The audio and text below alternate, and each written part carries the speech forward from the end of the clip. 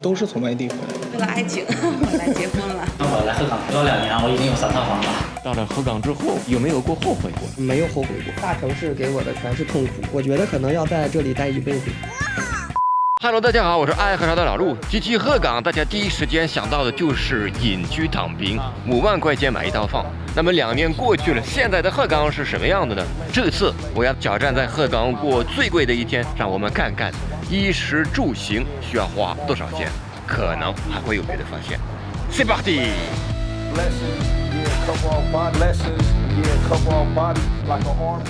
所以第一个印象真的不一样了，我不知道我明天会怎么想。刚到了，真的觉得挺现代的，人挺多。当然，火车站附近永远是一个热闹的地方，所以明天再说。你们好，我怎么感觉我在鹤岗没想到会找到这么豪华的酒店呢？我们这儿能住什么样的房间？标间大床套房都有。比如说，如果是你们最豪华的，你们最豪华的，对8888。哇，我最贵的一天。那有什么人来这儿的能花8888块钱住一个晚上？结婚。就是我们刚刚在这个板上看到的那些服务。对。你们平时会在这儿有非鹤岗人的吗？还是你们大部分的同事都是鹤岗的？同事基本上都是鹤岗人。我们都是从外地回来的。对，都是从外地回来的。对，两位都是。对。没考虑就是留在南方吗？还是其他城市？这个为了爱情，我来结婚了。哎呦，那就是证明鹤岗人非常爱家。对，在这儿。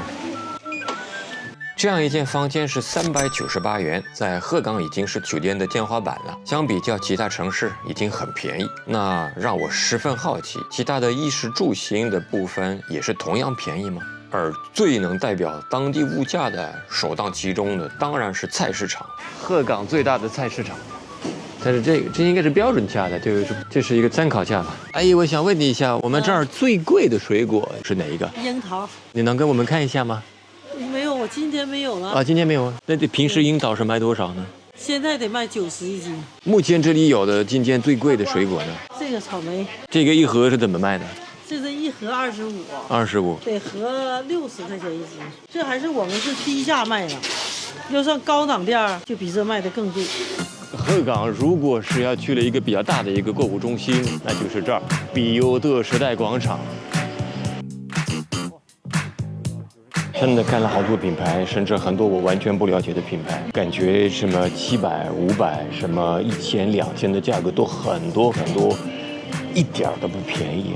所以如果是来鹤岗买这样的品牌的话，我觉得你们留在其他地方也可以啊，就不要为了这个而过来。但真的价格一点都不便宜了。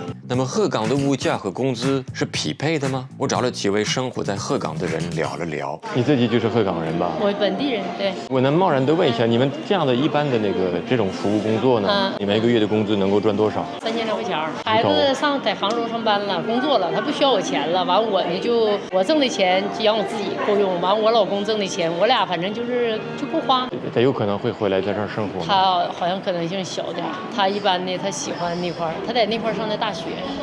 完了，然后他就热爱那个杭州的城市。我希望他考公务员回鹤岗，但是他好像不喜欢。那我能不能问一下，你一个月现在大概平均收入是多少？7000来块钱，那已经不错的了。我是自己的。但是你这个是靠时间赚。对。你每一天是可以是多？哎呀，你这10来个小时呢，10来个小时。那你觉得在鹤岗你要过日子的话，一个月的费用是多少钱？3000块钱足够。3000块钱是一个人还是一家人？一家人。了解完物价和工资，接下来我要带大家去看鹤岗最贵的房子。你们好。你好。我们来的晚，不好意思。因为鹤岗的房子太便宜了，就已经到低谷了。对，我来鹤岗才不到2年，我已经有3套房了。投资还是住？目前是住，然后另外2套我租出去了。张老板，我敢不敢问你，你对自己有多少套呢？我自己能有15、16套。这里的房子都是张老板自己的，基本都是老楼或者顶层的房子，而这样的房子正是那些来鹤岗定居的人们最需要的。哎呀，都是网络炒的。按鹤岗以前的户籍来说，以前鹤岗是100多少万人口，但是不是说盖这么多房子，你按那个你拆的地方也多呀，盖的地方它就多。而大家不知道的是，在几十年前，鹤岗是一座生机勃勃的城市，外面的人纷纷往这里涌入。但是煤矿不是以前就是这个城市的光荣吗？那对呀，煤城吗？然后我爸是他搁山东过来的，那80年过来的啊。鹤岗这下煤矿的话，他一院都挣100多。那你爸爸是来了之后就是留下来了？对，他留下来了。完了，他一来之后，后来我2叔、我3叔也都跟他跑过来了。所以整家现在都在这儿。他们没有，他们后来又回去。啊？就是就你爸爸留下来。对，总体来说到现在说，人家回去是正确的，因为那边发展好，比这儿好。在2011年，鹤岗被国家确定为第3批25座资源枯竭型城市之一。随着城市的支柱产业的辉煌落幕，鹤岗的人口开始流失。而在近7年，鹤岗凭借着房子摆菜价冲上热搜，也吸引了不少年轻人前去买房。我觉得说实话，我们今天的运气真的非常好。张老板是非常友好，打电话给一个通过了他的公司买了一套房，然后是真的生活在这儿的一个南方小土透。是什么让他过来？他在这里过得怎么样？他花了多少钱买、装修等等，了解一下他情况。Hello， 非常感谢你。Hello， 哇，好暖和，好暖和。屋里边比较热。是挺热。看一下卧室。哟，这真不错啊。这当时挺舒服的。对，当时都是我自己布置的。这是我喜欢的游戏角色就是英雄联盟里面的金克斯。然后这个对我非常的有意义。这个闹钟呢是当时我在天津流落街头的时候，然后一个网吧的老板收留我，就是当时从北京去天津的时候，属于是被人骗了，被一个公司给欺骗了，然后是做这个保安的工作，他一直不给我们发工资，就是欺骗我们，就是白干了半年，什么的连手机都没有了。然后一个网吧老板收留我，然后给我租房子，因为当时工作嘛，就是无法保证准时准点的起床，他给我买了这个闹钟，这个非常有纪念意义。谢谢老板，能遇到这样的人，就是证明你的人品是不错的。还好。洗手间我们可以看，我们看一下吗？可以看。好的，哇，真不错呀，非常不错，哇，挺好的，可以进去，也很够用的。你这样是不是有时候会跟朋友在一块儿了？这有时候可能会吃个火锅啊，用电磁炉跟朋友一起吃个火锅之类的。你为什么决定要一个这么宽的沙发？基本上1个月有30天，我有20多天是睡在这里的。那边怎么用呢？那边就有时候朋友住啊，是自己打造了一个小型的家庭影院嘛。真的挺好的。你是哪里人呢？老家是河北，本来是在这个天津、北京那一边工作。我是去年4月份到的鹤岗。你是怎么考虑的？当时工作攒了一点钱嘛，但是我在天津呢，就是一直是租房，每个月房租是压力非常大的一个部分，1000多，将近2000块钱。如果是自己租的话，1个月要2-3千块钱。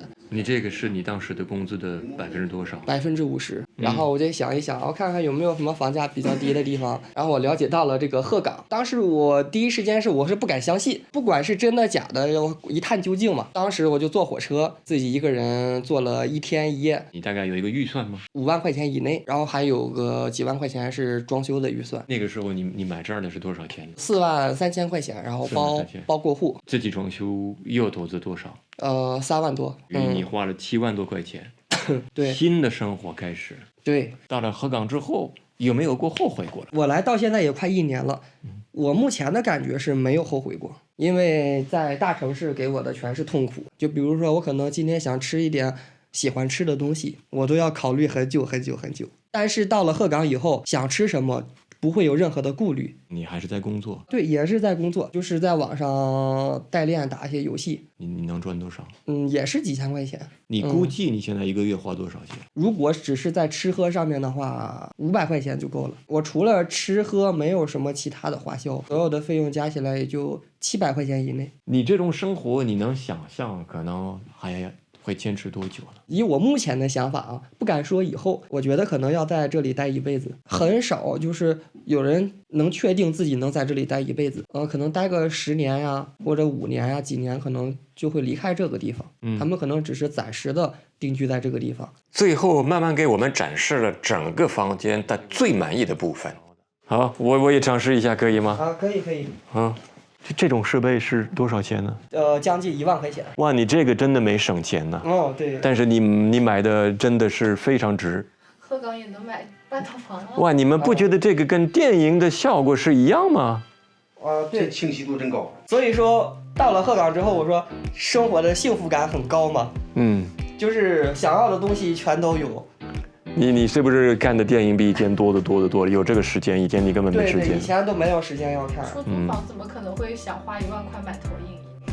对，因为你想自己置办一点也不敢置办，因为你走的时候不好带走。是。哇，这画的太好了。我原来是来挑战在鹤岗最贵的一天，也许挑战没有成功。但我很开心的遇到了这么多可爱的人，感谢接受采访的每一位。虽然在鹤岗待的时间很短，但感受还挺深。首先，我并不觉得鹤岗像网上描述的那样是鬼城，反而我遇到的生活在这里的人幸福感都很强，而且热爱这里。第二，每年从全国别的地方来鹤岗的年轻人，其实没有网上所说的这么多，应该是比较小的数字，肯定无法跟每年离开鹤岗的人数去比较。但也不是说在鹤岗见不到年轻人，至少我遇到了很多。最后呢，我个人最感兴趣的就是来鹤岗定居的年轻人的动机。慢慢的例子不能代表所有来鹤岗买房的年轻人，但有一点是很明确，过来隐居的年轻人对大多数的生活状态感到疲惫，他们希望在鹤岗找到一种平衡。衷心的祝福他们能够在这儿平安愉快的生活。好，今天就这么多，你们不要忘了给我1键3连和关注。我是爱喝茶的老陆，那么下期你们期待看到什么内容呢？